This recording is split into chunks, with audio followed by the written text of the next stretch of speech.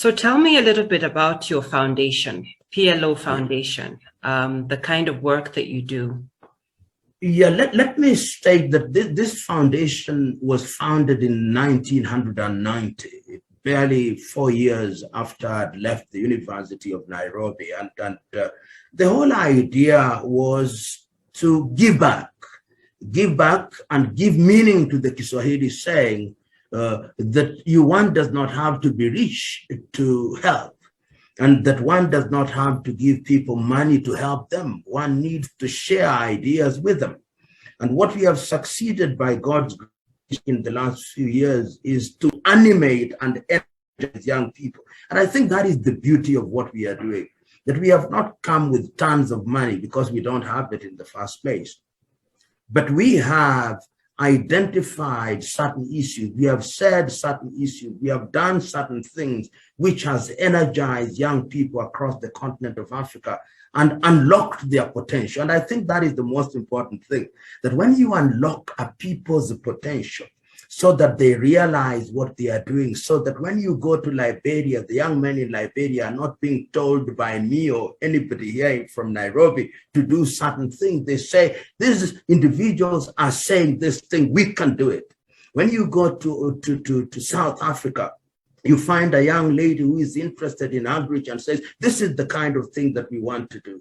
You go to Uganda and you find somebody in the fashion industry and you say, this is what we want to do in order to bring Africa on the map.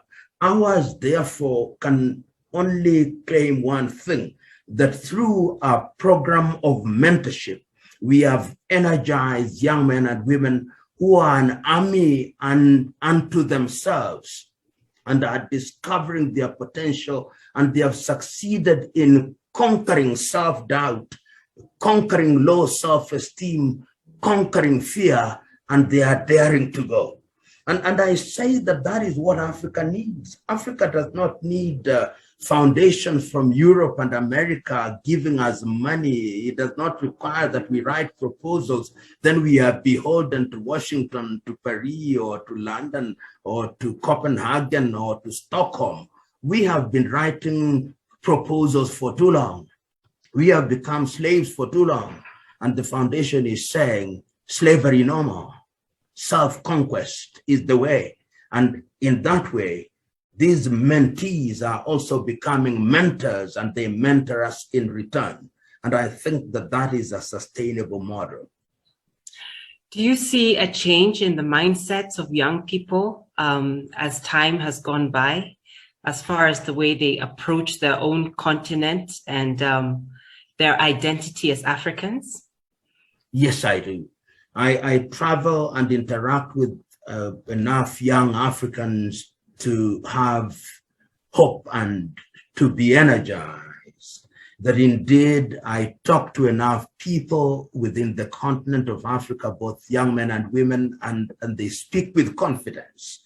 They believe that the continent is going to rise like the phoenix out of the fire of desperation, and that the continent is going to achieve. And what gladdens my heart is the recognition by these young men and women that this battle that we are fighting is an intergenerational battle, and that some of the things that we are seeking and asking for may not indeed be realized in our lifetime, but our joy lies in our recognition that we play our part, that this is a long chain, and each one of us strengthens the chain if we are strong in our own way and convicted in our own ways. I am confident. If you look at history, it tells you that sometimes it takes millennia for change to be discovered. You know, I keep on telling people that when Kotoka and his group removed the Osage for Kwame Nkrumah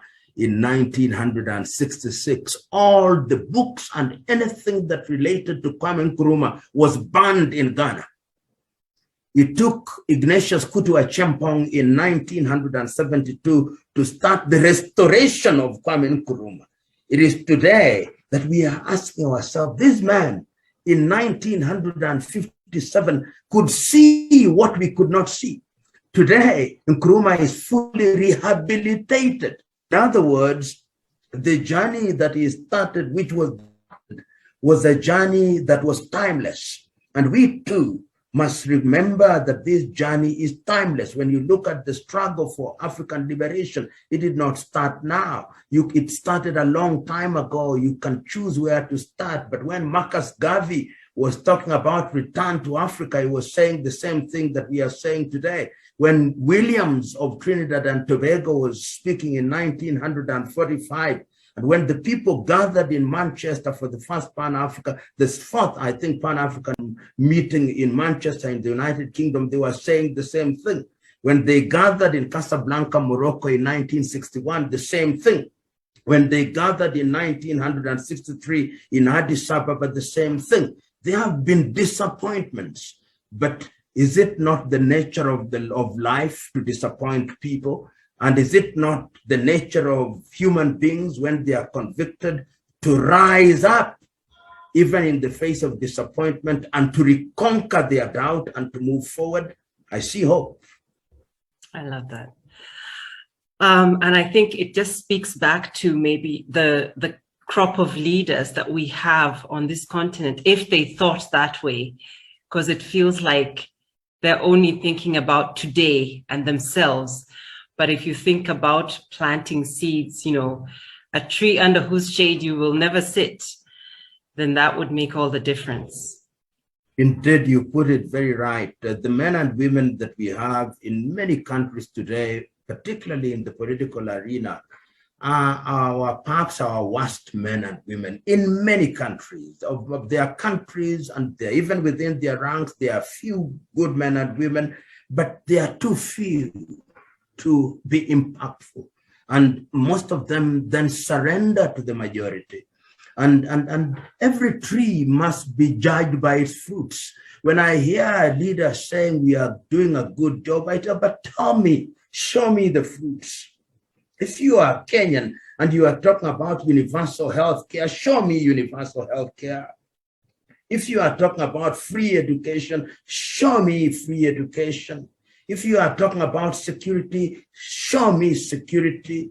And if you are talking about peace and quiet, I said, show me peace and quiet. Because where it is, the things that we talk about, for which government are constituted amongst men, are self-evident. If you go to, one of the things that I keep on talking about as I travel across Africa is now the thing we call border. These motorcycles that are now purportedly employing millions of Africans. You go to West Africa, you find them on the roads, you find them, the three-wheelers, the keke. You go to Uganda, you find them. You go to Tanzania, you find them. You go everywhere, you find them. In the 21st century, public transportation is being solved by driverless trains. Africa is organizing border. And these leaders are leaders in the 21st century. It tells you there is a disconnect. So there is a sense in which we have a problem there. But unfortunately, the men and women who have these ideas will never, ever be elected if we use the electoral system that we have. And I'm suggesting to you, therefore, that we must keep up this fight, because during my own lifetime, I've seen things being done which nobody imagined could be done, which means that things are doable. Look at this medium that you and me are using today. That courtesy of technology, we can interact. It tells you the capacity of the human mind and how beautiful and effective it can be if it is properly deployed. Let us deploy it well, and Africa will know change. Look at the innovation called M-Pesa, which as at today is being used by 50 million Africans. I can sit on my desk and transfer money to any part of the world. It can be done. Can be done. But men and women who know what they want for their people can achieve it. And that is what is called leadership. So what advice, as a final question, what advice would you give to young people who are listening to you today? Never say die.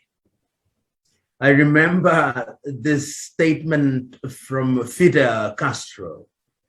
When Fidel and his group removed the government of General Batista, he told his comrades that when you are fighting against oppression and against bad things, keep on banging the door.